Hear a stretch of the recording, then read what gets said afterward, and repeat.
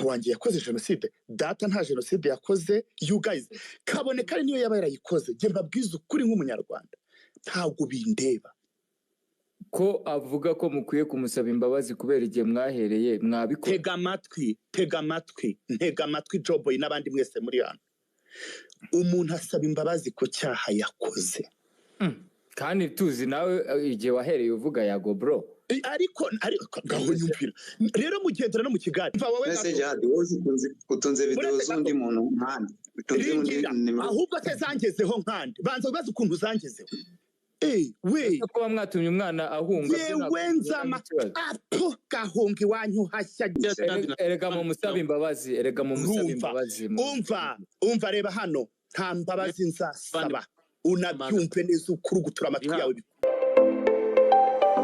Ibi bintu byo muri social media byatangiye kuza, ibaze kugira ngo umuntu yicare hariya yidramatize ngo papa wanjye yakoze jenoside, data nta jenoside yakoze, you guys kaboneka ari niyo yaba yarayikoze, njye mbabwiza ukuri nk'umunyarwanda ntabwo bindeba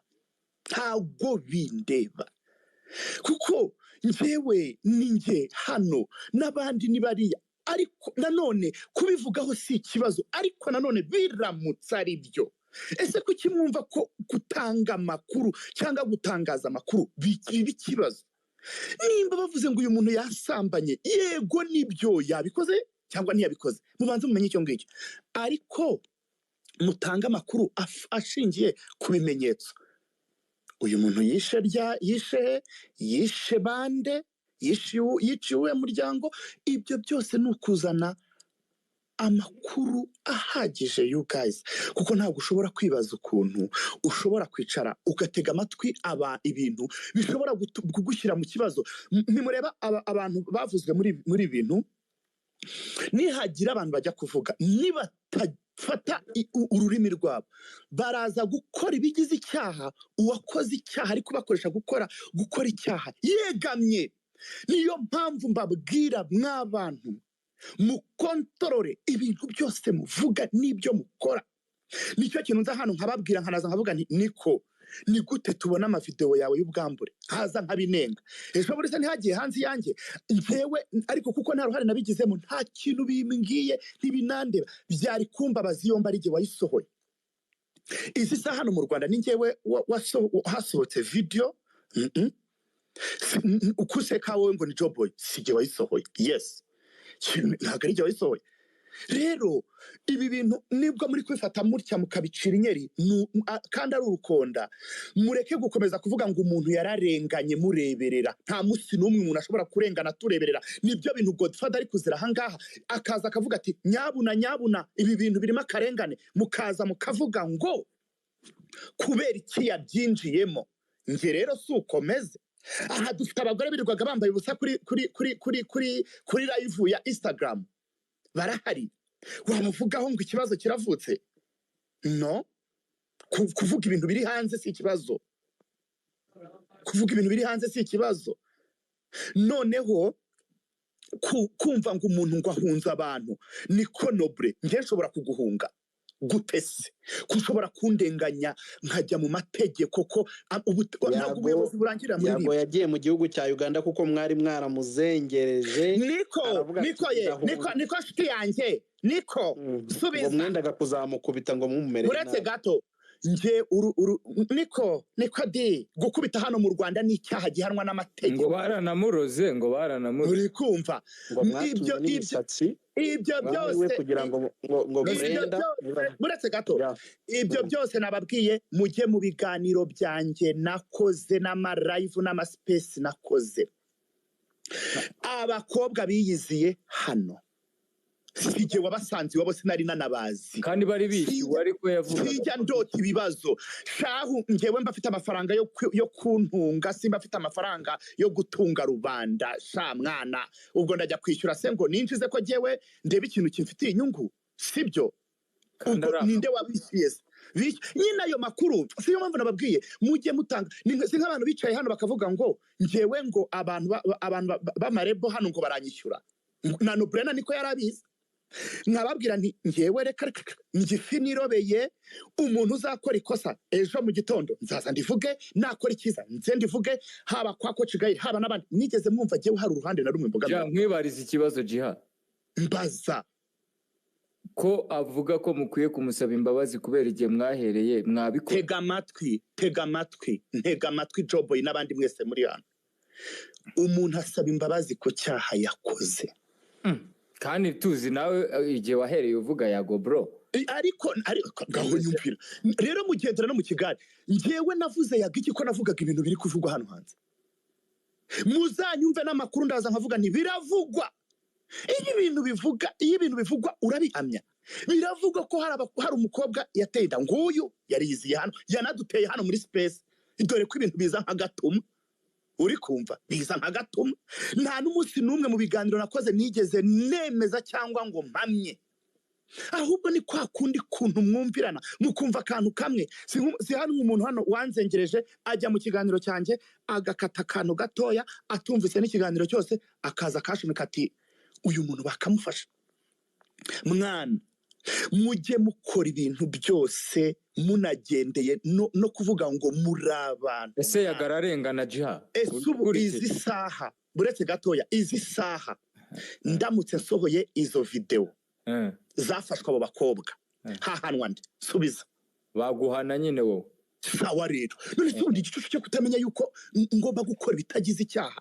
Ikindi kuki muri kuvuga ngo yago yararenganye muri kino gihugu cy'u Rwanda kandi uko yabivuze byumvikana buretse gato ahubwo kutina uri kubihinya umva gato yawe Joboy umva wowe gato Jihad utunze video z'undi muntu nkandi ahubwo se zangezeho nkandi banza ubaze ukuntu zangezeho uri kumva umva niho ikibazo kiri reka yago yararenganye kuri YouTube ye uriya mwana yibye sibyo atabaza amategeko baramufasha mu by'ukuri koko amategeko yananiwe gukurikirana n'abo bose bari kumurenganya gukurikirana abo bose bari kugaragaza uburozi gute Jiha yari kugaragaza uburozi gute Jiha none se nyine yuri kuvuga uburozi ko buhari ntutanga amakuru ashingiye ku bimenyetso ibimenyetso rero uzireka reba hano nkubwire buriya reka nkubwire mu mategeko tuganire neza Jiha tuganire neza ariko Jiha buretse gato ntabwo jewe rero reka nkubwire ntabwo nje mu kiganiro nawe Joboy oya turi kumva ikibazo kuri side yanjye sibyo turakubaza ariko nje gusubiza buretse umva noble turakubaza kabisa nje gusubiza ku bintu bampaye bijyanye no kwa The Ben sibyo ibintu byo kwa The Ben ibyo nakasa mutwe The Ben we mu mureke buretse umva rero umva noneho umva ibindi social media wese afite kubivugaho ukuntu abyumva nuko abishaka.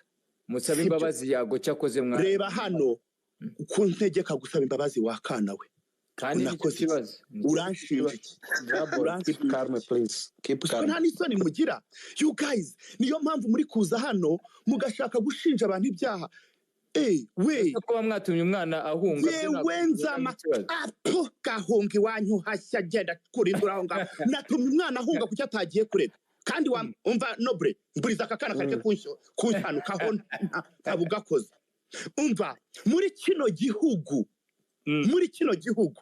ushobora gutuma umuntu ahunga uri igikize ariko iki gihugu ntago ari cy'umuntu umwe ku giti cye ariko aha umuntu arazana amacakubiri umuntu arazana ibintu by'ubutiriganya kugira ngo mubashe kugira muri kino gihugu we wampungisha nta n'isoni ntabwo bibaho naharanira uburenganzira bwanjye nkagenda nkakurega yes byakwanga nkajya no kuri komisiyo y'uburenganzira bwa muntu ntabwo urwego rurangirira muri RIB nkajya ahantu hose mbona ko bashobora kuntabara iyo hano hari ibibazo mu buyobozi ntiwumva ko umuntu avuga ati nagiye habiranga njya habiranga ariko sha mu by'ukuri mugiye kuvuga ngo umuntu yahunze abandi mu by'ukuri iki kintu mukicara mukagitagatifuza mu gihugu kigendera ku mategeko. Oh no.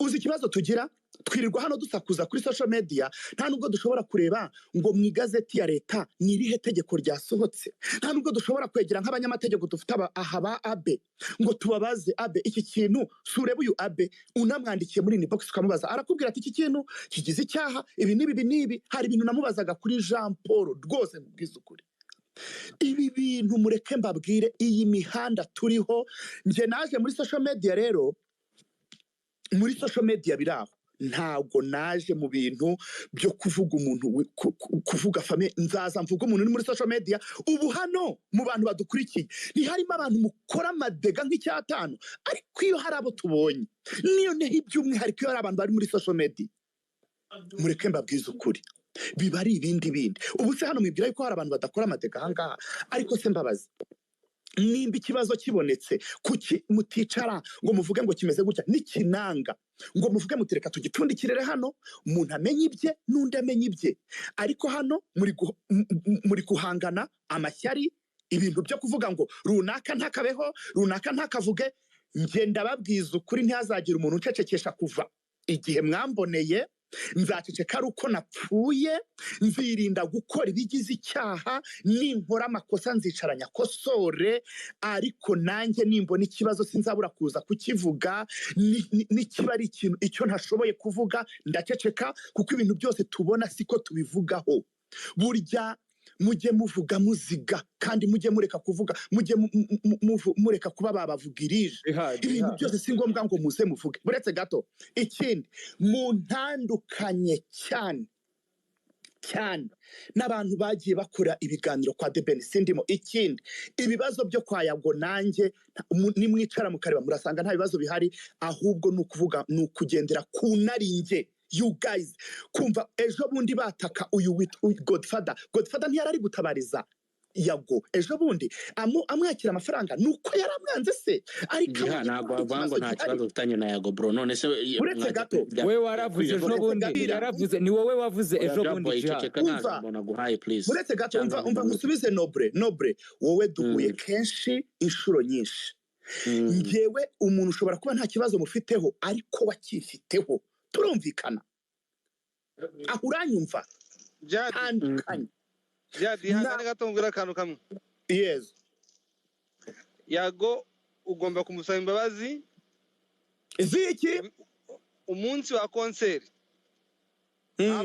habayeho sabotage yo mbese isa no guca intege abantu kujya kwitabira igitaramo cye. Uwo munsi wakurikiranye space zose zabaye? Apana space ama live yego warabikurikiye uzi yuko umva uzi ko ari bwo ahubwo hagurutse akatwataka. Yego ariko uwo munsi habayeho none yagombaga kutwataka twebwe nitumwatake. Akwataka sinabibonye nicyo kibazo rero, nicyo kibazo cyane. Umva se gato koroshye nk'ubu uvuze uti uwo munsi wa concert na sabotinze concert yawe, ibyo ndabisabira imbabazi. Hanyuma ibindi ni uruhererekane ntabwo tubizi, ariko abantu bose barabibonye yuko mwasabotinze igitaramo. Imana ishimwe ubwo uri kubivuga gutyo utarumvise ibyo yabanze live yabanje gukora adutuka. Wabwira wigira ngo ceceke cyaduceceke. Nsubiza abe aravuze ngo ibyo yavuze sinabyumvise, wumvise ibyacu. Wow, aho niho nkundira rero abanyarwanda. Jihad nimwe mwari mwamubangije kuko wibuke hari harimo saga y'uriya mukobwa. Niko iyo saga yaje ryari ko yaje mbere agahita bigarura. Mwebwe mwabizanye nabwo mwamuhamagaye muri mumuhamagara muri space ya Godfather mukamufasha. Wewe waravuze ngo muranamutuka n'uwo mukobwa yaramututse. Umva iryo jambo Jihad yivugiye mu kanwa ke, yaravuze ngo Yago bazamubwire yapfuye azashyireho umusaraba. Iryo ni ijambo wivugiye wowe, mwereke nawe. Ahubwo se wagenda ukuri ntuze yanjye ko nabivuze. Wavuze iki? Nose wajya ukareba ko n'ukuri ntuze yanjye nabivuze. Yakwata kukumva nta kintu bivuze. Nta kibazo giye mfite cy'umuntu unyataka, you guys. Singifite. Ahubwo mwebwe ko mufite ikibazo cy'umuntu uri kunyataka. none se kuki uri kutubwira nta kibazo mufitanye ubwayo ni amagambo wabwira umuntu mugenzi wawe muntandukanye na bimwe mu bibazo mwaje gushyira ahangaha mugereka ku bantu mugende kuri kibazo ku kindi abagize neza arambwiye ngo numvise ibyanyu ibya Yago ntago nabyumvise hey iyo byumva nimba rero mwarabyumvise ababanje kuvuga ni bande kwari ukorohereza gusaba imbabazi ntabwo ari ubugwari gusaba imbabazi bisaba ubutwari bukomeye no kuzitanga n'ubundi butwari ikindi umuntu asaba imbabazi z'icyaha yakoze hari umuntu nabwiye ngo ntazajye mu gitaramo hari uwo nabivuze bareba babikurikirane ariko jiha waciye ugakora game umva gatoya hari umuntu nabwiye ngo ntajye mu gitaramo subiza hari umuntu nabwiye ngo ntazajye mu gitaramo hose by'umusaraba byo gushyira kumva muzajya mumara kwicira ibintu byanyu umumva muzajya mumara kwicira ibintu byanyu nimurangiza murenganya abantu namaze jiha wibuke neza kandi woroshye hey umva ntacyo noroshya kuko nta woroshye muri iyi mihanda wijya kunyoroshya di have oya njyewe ntago ndagafu kivugwa rimwe ibindi si ko nakubajije live yakoze warayikurikiye ngiye narayikurikiye hanyuma batubwire sawa wigeze wumva mvuga ijambo ngo ntimuzajye mu gitaramo cya Yago muvuga ko ahubwo Yago yavuze neza ibyo bimenyetso dore ikintu Yago yavuze icyo gihe yakwise umutinganyi ariko icyo gihe nimwe mwari mwamubanje icyo gihe yakwise umutinganyi ariko icyo gihe nimwe mwari mwamubanje kubera ko twari wa mukobwa yari yaje hano muri space yizanye tutamuhamagaye nimwe mwari mwamuzanye jadi wibeshya niwe nimwe mwamuzanye uzi ko ahubwo utanakurikira ibintu biri hano tuba twabikurikiranye erega mu musaba imbabazi umva reba hano nta mbabazi nzasaba unabyumve neza ukuri gutura amatwi yawe dore ibi nibyo navugaga kuva kare kandi none ariko urantegeka gusaba imbabazi wowe urabona ndi umwana Jabo umwana umanuye gato ntabwo abantu ngo abamanuye gato sije wari ufite ijambo mukaza muvugiramo Jabo ndamumanuye arimo aramvangira gato none se reka nkubwire Noble ubu ndi umwana Noble ko wagiranye ikibazo na Yago ninde wakubwiye ngo genda usaba imbabazi cyangwa umwe nenda asaba imbabazi simwe mwahuye mugasaba imbabazi ngewe twarahuye turaganira voilà hanyuma ni gute none se Noble nagukorera ikosa nkawe nagutegeka kuza kusaba imbabazi oya ahubwo nanjye ari kumubaza kuri ku giti cyawe wowe nka Jihad niba Yago yumva wowe waramuhemukiye Jihad ukaba uri mu bantu bagiye abo akaba ari ko abyumva ariko kuko ntago mu byumva kimwe wowe ufite uko utekereza ibintu ubona yes kuko njerago nshaka ko ntago turi guhuza ibitekerezo abantu buri muntu tunabona ibintu kugira ngo tuze gukuramo message iri clear hano mu biganiro turi kugira icyo ndi kubaza Jihad wowe ku giti cyawe nka Jihad uratekereza yuko Yago niba agufiteho ikibazo ese jawe nta kibazo ufite kuri Yago njyewe nta kibazo ufite kuri Yago ibintu byose bimeze neza njye nta kibazo ufite kuri Yago ubwo ndajya kumusaba imbabazi ndajya kumusaba imbabazi njyewe cyakoze kimuze kubona umukobwa umwe yitwa Brenda uriya mukobwa ntiyizanye wowe hari ubwo wari umuzi ntiyizanye akagiye gukemuka ikibazo bahereye kwa Brenda n'uriya ngo ni Dabiju kuko njye ndi hano uriya mukobwa sinari muzi namwe mwari muzi yaje hano ameze nk'ubagwamo twari turi kuganira kuri ishu y'abakobwa bajya gukuramo inda mu buryo butemewe uranabyibuka wowe ndibaza warabikurikiye mujye mureka kuvanga ibintu none se bari abakobwa bavuye none n'icyo wabazanye uribaza yuko ari icyo wabazanye njye narababyaye njyewe narababyaye wowe uzi naho bavuye mu gihe nanjye ntazi aho bavuye ubu nanjye nshobora kubaza ngo uvuye Jihad Jihad we nyemera nkubaze akabazo gatoya mbaza shayemi none urakoze cyane, reka ngiye nkubaza akabazo gatoya. Uremera ko bari abakobwa barizanye kuri platform yawe, sibyo? Kandi iyo platform yawe ni weho wari manager yayo. Abantu baraje batutse mugenzi wawe witwa Yago. Nta jambo ntabwo bigeze bamutuka. None se ubwo oya tubaze ko baje bakavuga ibintu bibangamiye Yago, sibyo? Ushobora kunza kuki byabangamiye Yago ntarege. Oya ariko ja uberetse gatoya, sibyo? Uri umuntu w'umugabo waje hano uvuga ibintu byose uko byagenze, katujyane gateya. Kucyumva ko ofete iyi societe tugiye kubaka yabimeze ite, aho umuntu mwumva ko igisubizo cyose kigomba kujya muri RIB.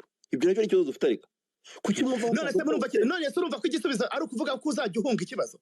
Oya ibyo nabyo ntabwo tubyemera. Ibyo nabyo tubyemera. Aha dufite umurongo wo kutihanira. None se umuntu yanyiba ikigomba kugera hano umuntu kanyiba namugeza mu buyobozi sinamukubita. Kuki mwemera ko ibintu bigera aho ngaho nk'abantu babagabo urwo rubyiruko, kuki mwumva ko bigomba kugera aho ngaho ariko kuki mwumva yuko buretse gato kuki mwumva yuko umuntu yarengana ntavuge? Kandi iyo aba ari mushiki wawe wari kuvuga ati ibi bintu ntibibaho, agahwa kari ku wundi karahandurika. Ahubwo mubanze mumenye ese ni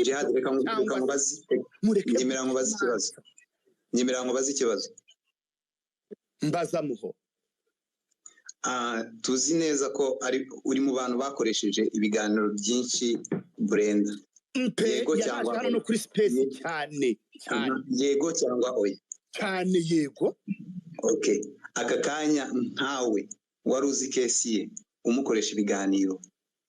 Nari nzi kesi ukaba utaramugiye wari uyizi kuko yarayikubwiye arayikuganiza, urangije uraza uyishyira uyerekana n'abantu. Ukaba utaramugiriye inama nawe yo kugoboka inzego ngo zirege Yago, ahubwo ukamugira inama yo gukomeza kuza kubivuga muri social media, then bigakomeza gutyo. At the end n'ubu ngubu ntabwo wigeze ugaragaza aho nimba ukoze ikiganiro ugomba kukigaragaza uburyo cyarangiye. Na n'ubu ngubu ntabwo mwigeze mutugaragariza uburyo cyarangiye. Ushobora kujya mu biganiro nakoze ukabitega amatwi. Narabyumva ukumva amagambo gye nakoreshaga. Waramubazaga ejo bundi warongeye uranamugarura. Ndamubwira nti kuki utagiye mu mategeko, kuki utasabye DNA dukurikije yuko uvuga yuko utahuye n'umuntu umwe. Ibyo byose nta munsi n'umwe nigeze nkofirima. Kandi ikindi umuntu uje muri genda ntabwo ntararangiza ikibazo cyanjye. Kuki nk'umuntu w'intararibonye kuki utabonye uvuga ati reka mpagarike uyu muhungu ndabona ashobora kuba ari gusebya Yago, kuko ibintu afite nta bimenyetso bifite kandi nawe wabibonaga mu buryo wamuganirizaga. Ni ibintu bigaragara yuko mu biganiro byinshi wakoraga mwagendaga musubiramo ibyo mwavuze n'ubundi mugasa nk'aho ari byo musubiramo. Kuki nk'umuntu w'umunyamakuru w'inararibonye kuki utabonye ko ashobora kuba ari guharabika Yago ngo umureke kumukoresha ibiganiro umugire inama yo kujya gana inzego? Nimba yarabyanze ntabwo ari kuza muho. Nimba warakurikiye twarabajije ngo wa mukobwa we turanamutokinga cyane, ubwo ntuje ko dufite abakobwa muza kwimanika kuba stari mubabeshyira ngo babateye amada mugira mute mushaka hiti n'ibiki byose. Murabyibuka ko amagambo twayakoresheje aho muri kubeshya? Urabyibuka bigitangira? Kuki se wabyirengagije Nyabu? Ibyo ntabwo nabyirengagije. Nkundira Abanyarwanda ntabwo nabyirengagije. Yarasubije ngo dore ibimenyetso ngibi, dore n'amajwi. Ntimwabyumvise? Ibyo twarabyumvishe. Ibyo ngibyo twabirenze. Kuki wabyirengagije? Itonde nkubwire impamvu nabyirengagije. Uri mu bantu bamukoresheje ibiganiro birenga 5 kandi ibyo byose byari byabaye nawe wamaze kubona yuko uzi neza ukuri, waramaze kumenya ukuri, kuko nyuma yaho twumvishe rekodi birenga 5 iyo yaba ari seri ibiganiro wamukoresheje birenga 5 kuko icyambere cyo hari byo mwabanje kubikoresha muri genda muri YouTube yanjye nusanga ari 5 bizane hano ndagusaba imbabazi hari n'ibyo wakoze kuri ngende kubaramo n'ibyo bagiye bakora kuri noza kuri space ngaho nyumvira rero byose kandi mwabavandimwe muza kuvuga ibintu mudafite amakuru nicyo kibazo ibiganiro bigera muri 5 ubwo yaba ari topic mu gihe kingana n'iki you guys ntagiye mureka kurema no kurimira amasinde ku bantu muhoza aricaye aha yirengagiza ibintu byose kandi mwibukije ijambo ngo yego ngo ndaryibutse kandi yari yaryirengagije mujye mwumva ubucakura abanyarwanda mugira ari nabwo ntakunda never nagaruka byewe reka mbabwire igiye kubasobanurira hano Jihad reka ngubwira akantu ugiye gusobanurira ngiye gutekereza yuko nobre sureba ngewe nje hano ni nabwo nari ngitaka ko ngiye no kurya mu kanya mfite akazi ariko nobre reka nkubwire mujye muza mutanga amakuru ashingiye ku bimenyetso no kuri kw'Imana mujye mureka kuza ngo muvuge mugende kuri fanatisme cyangwa ku marangamutima yanyu nimugendera ku marangamutima nta kintu n'iki na kimwe muzajya mutahira guhora mu maspace umuntu wese nimva asaga n'ufite abafollowers 2 aze kugira ngo avuge ngo ni Karimi Kashyarimaye ngo aravuga akazanga ariko bya urabiza abanyarwanda tukunda no gushyuha mu bintu rimwe na none se niba mumva ko mukunda gushyuha kukije nashyuha bikaba ikibazo ariko bite ikibazo ukumva yuko kugira noneho ntureba ikiganiro cyasotse cyago wakibonye Jihad mbone ngewe Jihad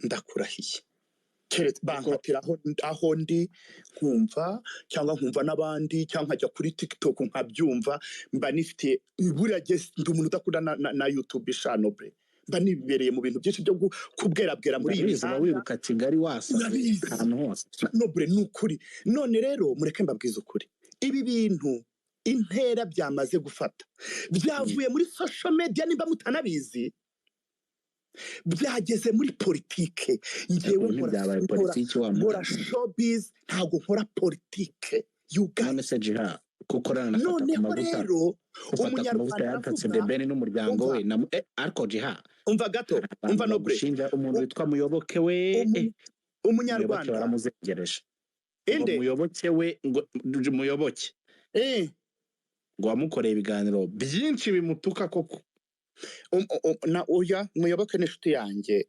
ntunabitindeho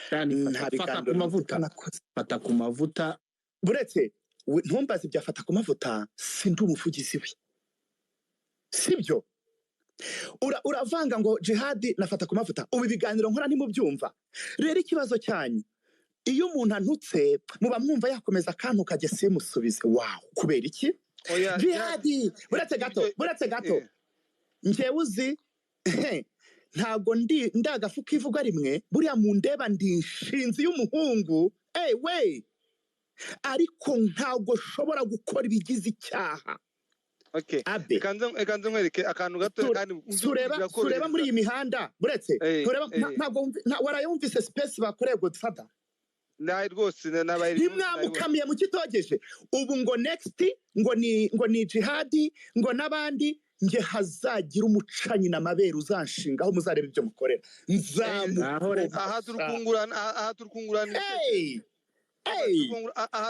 buretse gato ndakubahura bizi buretse gato kubera ko nkubaha rero ukaba waje muri space yanjye kandi turi kuvuga twubahanye uri kumva twubahana urabizi ko nkubaha bya hatari uretse gato umunyarwanda guhamwiriwe yakwiriwe hano bre umva ndigendeye umustar ekanze nkubwira akantu gato kandi nubikurikirana yaho uzasanga ariko nanakubwiza ukuri ikintu turi kuganira hano nanakubwiza ukuri ni ibintu biri straight byumvikana ikintu kibazo kungubu dufite turi gushaka kubaza kuvuga ibintu byose byabaye kuri Yago birashoboka ko twabirenga uko niba yagavuga ati aba bantu bagiye bankorera yicarubozi ibi nibi ese wenda tunarenge kuri wowe kuko ntekereza ko nta nubwo we nigize nkuvugaho cyane aka kanya byose ibyo bakubwiye ni ibyo bakuye mu kiganiro Yago yakoze kuri YouTube Oya bambwirira ngo byo kwa DBN nduma nta nubwo ari ibindi bindi byo kwa nduma DBN byo ni iby'akasamutwe kandi nkeka ko biriya byo harimo abantu babigiyemo kugira ngo bajye gukoresha interview papa wa DBN bamuha amayoga sindi. none se Noble hano ko baza bagatuka umuntu ngo n'umutinganyi ntago baba bamuvanguye mu bandi subiza subiza kibazo hano Jiha twe turi kureba ni yihe ngingo wasabaho Yago imbabazi. Njyewe narebye nkurikije ko nabikurikiranye icyo gihe gusabotaginga inyungu z'umuntu igitaramo biriya rwose bigize ikosa bigize n'icyaha cyahanwa mu mategeko. Aho honyine abo bakobwa twe kubyinjiramo hari igihe wasanga aribo bakwishakiye koko ibyabo ntabwo twagombye kubirebaho, ariko ibigize icyaha umunsi wa konseri mbere yaho gatoya nabonye post zawe mbona harimo gusabotaginga icyo gitaramo. Ibyo byarabaye rwose niba biginjiramo neza kugira ngo ubyumve neza abafite umwanya babyinjiremo babiscreenshotinge babikwereke hanyuma uvuga uti ese gatoya uvuga uti kuri uwo munsi w'igitaramo koko sinagukundaga twari dufitanye ibibazo hashobora kuba n'abafana banjye bataje kubera yuko nasabotinze icyo gitaramo. Ibyo ngibyo uwo munsi ndabisabira imbabazi, ibindi byari mu murongo w'akazi kanjye. Kubiformira gutyo akamusaba imbabazi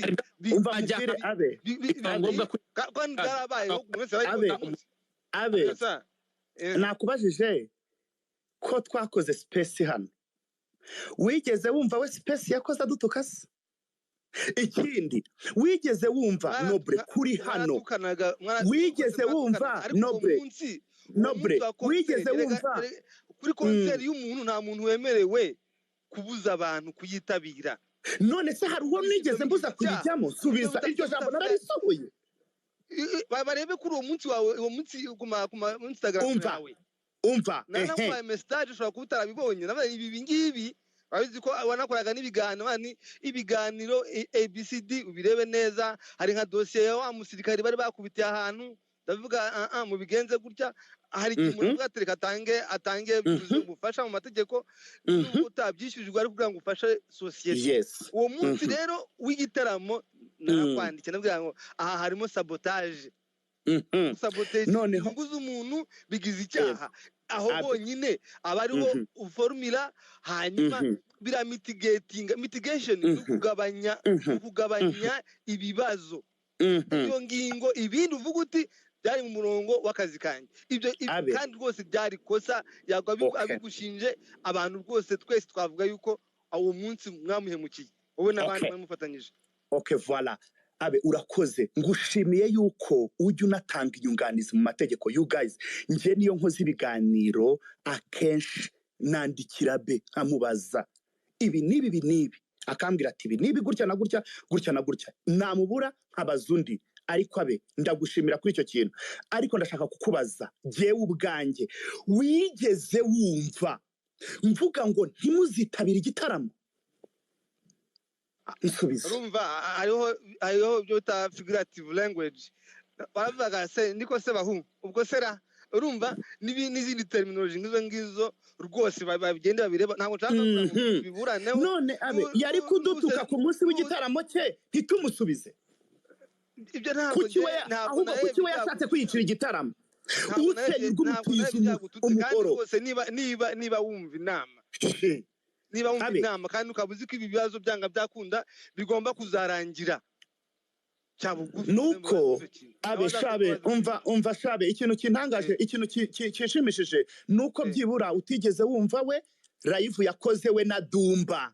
Urumva iyo yumva wari guhita unyumva. Nta nubwo mu biganiro nakoze no mu ma live nigeze nkora no mu space nigeze mbuza abantu kujya mu gitaramo. Never.